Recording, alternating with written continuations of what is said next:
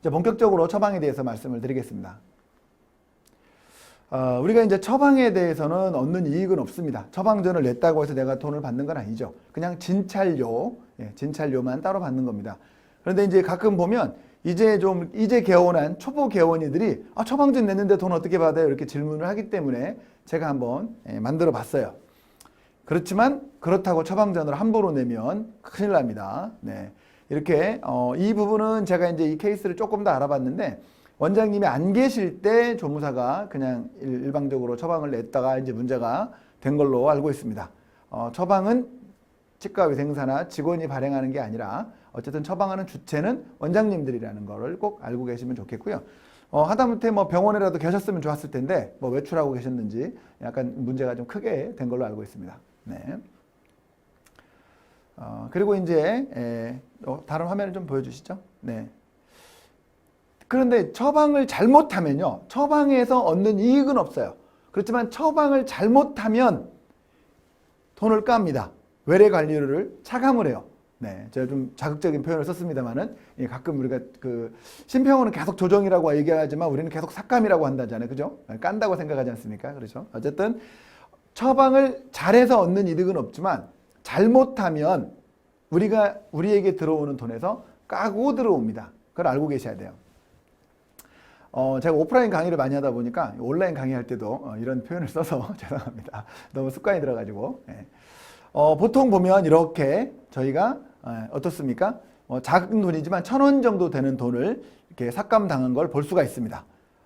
처방을 잘못하면 이렇게 진찰료에서 삭감당하고 돈이 들어옵니다. 이게 2013년도 내용이긴 한데요. 2018년도에도 특별하게 변화된 내용은 없습니다.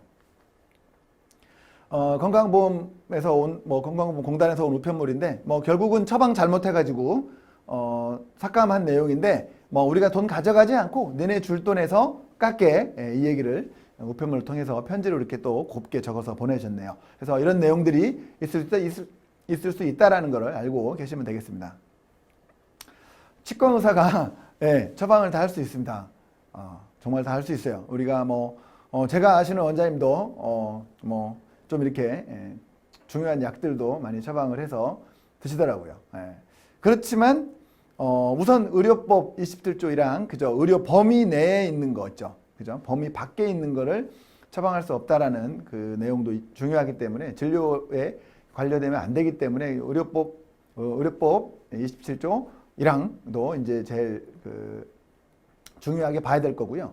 그리고는 만약에 보험 적용을 했다고 하면 당연히 이제 약국에서 그 약값과 조제료가 모두 다 저한테 들어오는 돈에서 삭감당합니다. 이거 알고 계셔야 되고요.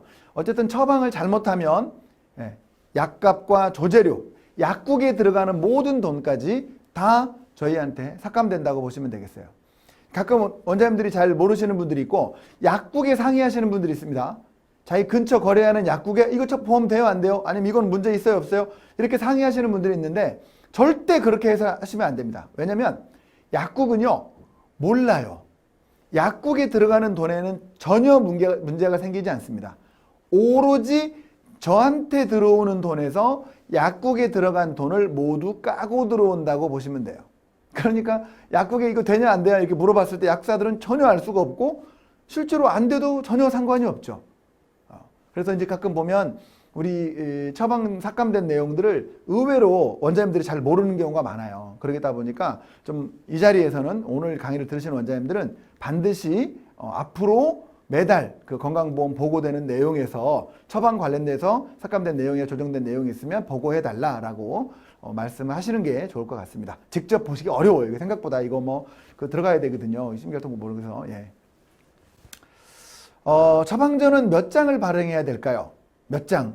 의료법을 한번 찾아봤습니다. 의료법 시행규칙에 보면 쭉 이렇게 나오는데 우선 정확하게 이렇게 2장 발급하여야 한다라고 나와 있어요. 2장 발급하여야 한다라고 나와 있습니다. 이게 변하진 않았어요. 그렇지만 우리가 한 장을 발행하고 있죠. 왜 우리가 한 장을 발행하고 있습니까? 사실은 한 장 더 발행해봤자 그거 다 휴지통으로 들어가잖아요. 그렇죠?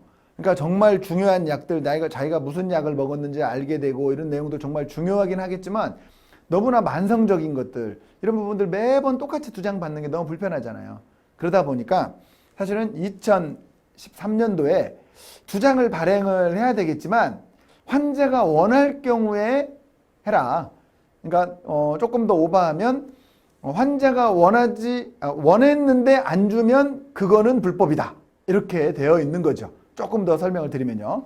그런데 이제 최근에 보면 이제 처방전 그 두부 발행하는 거를 법제화해야 된다고 얘기 나오는데 뭐 치과 의사의 한 사람으로서 의사의 한 사람으로서 처방전 너무 많이 버려지잖아요.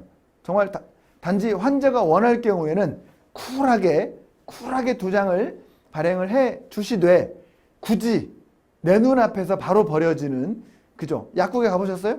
그 환자 보관용 그 자리에서 막 버리잖아요. 그렇죠?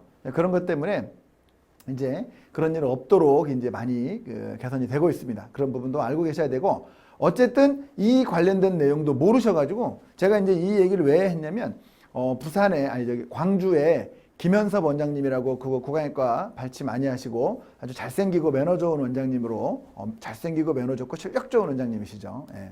그 원장님 병원에 이제 견학을 갔어요. 이제 공부 좀 할 겸 해서 견학을 갔는데 모두 다 처방전을 2장을 내고 계시더라고요. 그래서 왜 그러냐 그랬더니 무조건 2장이라고 되어 있다라고 하시더라고요. 그래서 이거 아닙니다라고 제가 말씀을 드렸었고요.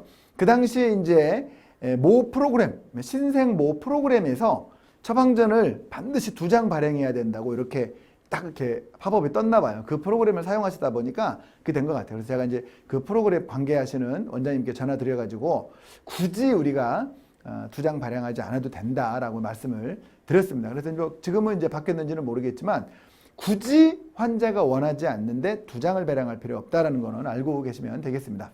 물론 이제 저 법이 정말 되는지는 봐야 되겠죠.